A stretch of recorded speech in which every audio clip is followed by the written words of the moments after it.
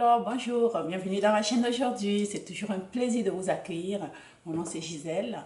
Alors, si c'est la première fois que vous découvrez ma chaîne, abonnez-vous tout de suite, likez la vidéo et restez jusqu'à la fin. Vous me faites des commentaires aussi, parce que c'est un débat que je suscite toujours dans mes réflexions.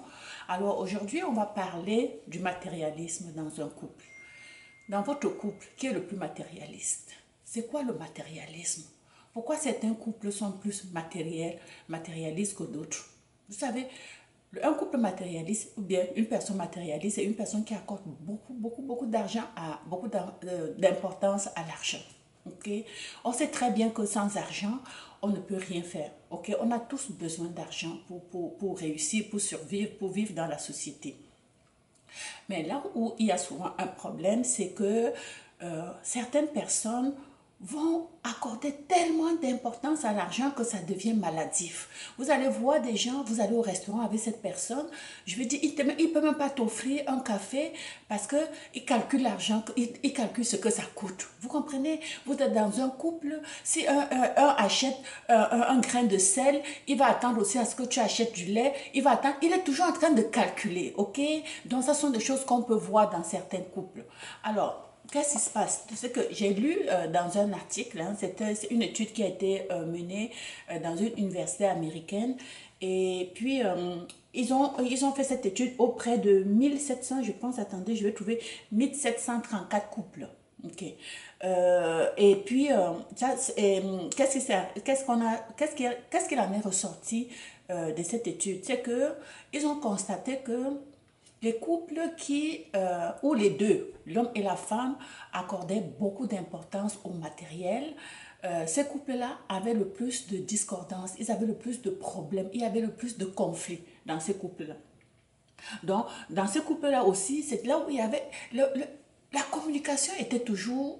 Toute petite chose, ça devenait des étincelles. C'est-à-dire qu'ils ne pouvaient pas entretenir une communication harmonieuse. C'était tout de suite, la flammèche. Tu comprends? C'est ça qu'on observe. C'est ça que cette étude a démontré.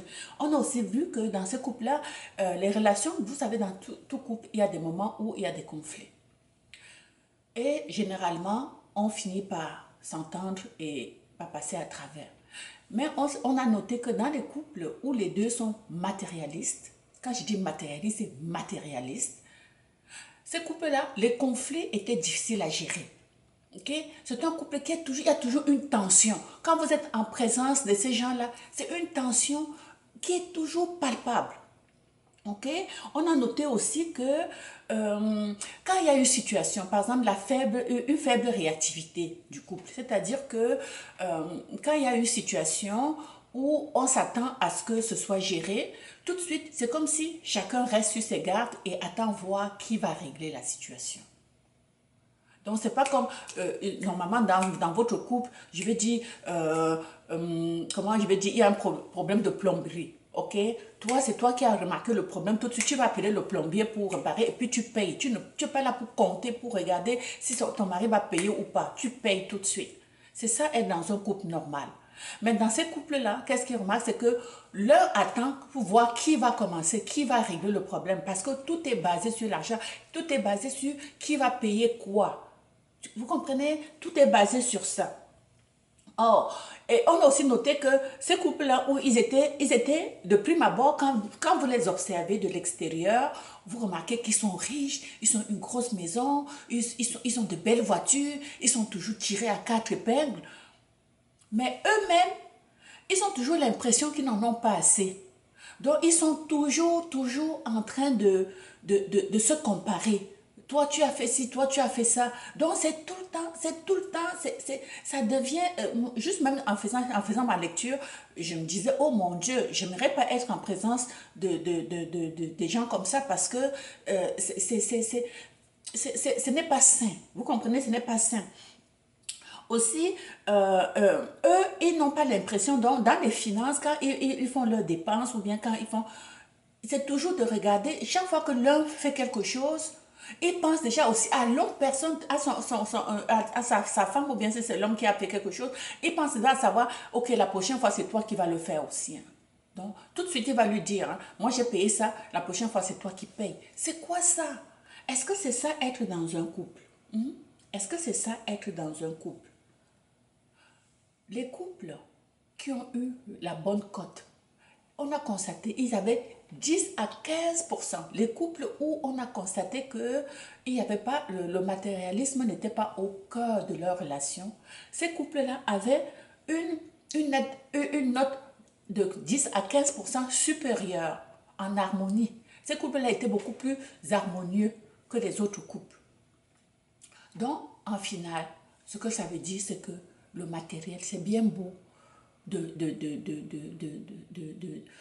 d'aimer l'argent, c'est bien beau de se dire qu'on travaille pour gagner l'argent, pour avoir une meilleure qualité de vie.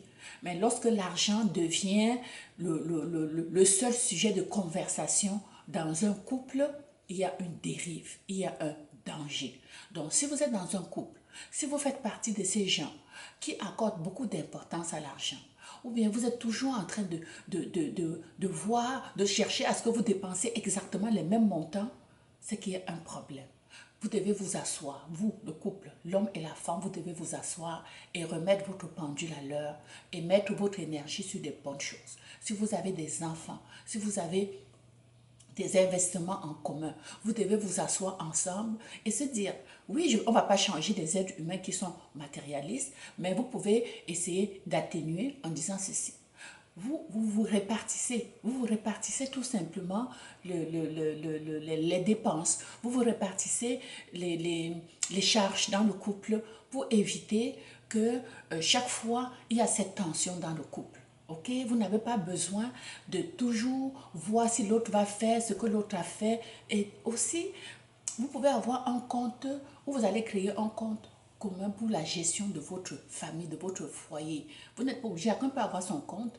Je suppose que dans ce couple-là, chacun a son compte, mais vous créez une caisse commune où chaque mois, vous mettez, je ne sais pas moi, vous mettez un montant commun, vous mettez par exemple 500 $ chacun et vous vous dites, ça c'est l'argent qui va nous permettre, donc, puisque vous êtes dans une relation d'égalité, donc vous mettez 500 $ chacun et c'est cet argent qui va vous permettre par exemple de gérer des situations dans la famille, dans votre couple, sans attendre tout le temps qu'il y a un petit truc, ça crée des flamèches. Donc, entendez-vous toujours à l'avance pour déterminer un certain montant qui va vous permettre donc de survivre à vos obligations familiales et ça va vous permettre non seulement de bien évoluer parce que si chacun, vous avez déjà tout établi dès le départ, tout est bien clair, vous ne devrez pas avoir de conflit.